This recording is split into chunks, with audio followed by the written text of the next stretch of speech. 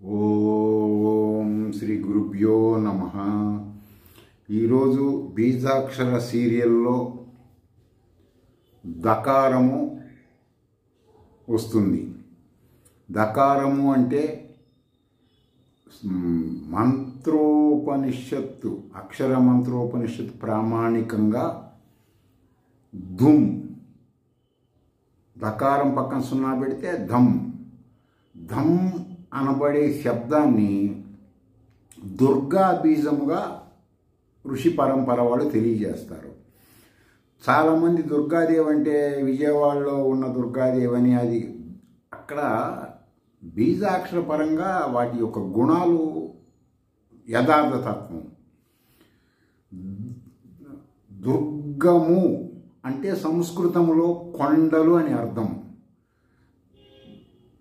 దుమ్ అన్నటువంటి సౌండ్ అంటే కొండ లాంటిది. మానవుడికి కొండ లాంటి సమస్యలు వచ్చినప్పుడు ఆ దుర్గాదేవి ఉపాసన వలన ఇవి పోతాయని సబ్జెక్టు. ఆ లెక్కలో దుర్గా అంటే దుర్గా పక్కన సున్నా పెడితే దుర్గము అంటే కొండ, కొండ లాంటి సమస్యలు తీరుస్తుంది. ఇది రుద్ర అంశ బీజము.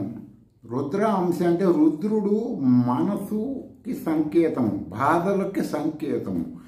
చంద్రుడు కానీ రుద్రుడు కానీ ఈ బీజాలు మనసుకు సంకేతం, బాధ కలగకుండా. కాబట్టి దుర్గము అనబడేటువంటిది కొండ అని మీరు వెరిఫికేషన్ చేసుకోండి సంస్కృతం తెలిసిన వాళ్ళ దగ్గర. ఈ దుర్గాదేవి బీజము ఏ విధంగా ఎవరు ఉపాసించినా సరే అతి షార్ట్లీ వాళ్ళకి మంచి ఫలితాలు వస్తాయి.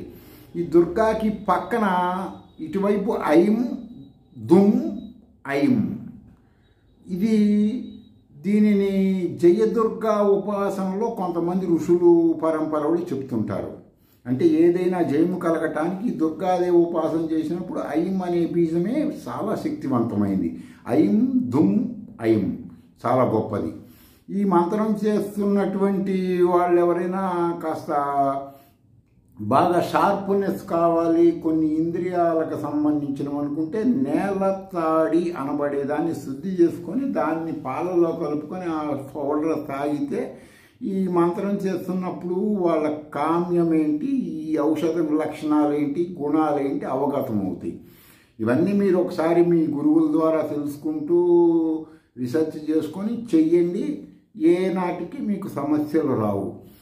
అంత గొప్పదైనటువంటి దుర్గాదేవి బీజాన్ని ధుమ్ రూపంలో ఈ సీరియల్లో ఈరోజు తెలియజేయడం జరిగింది.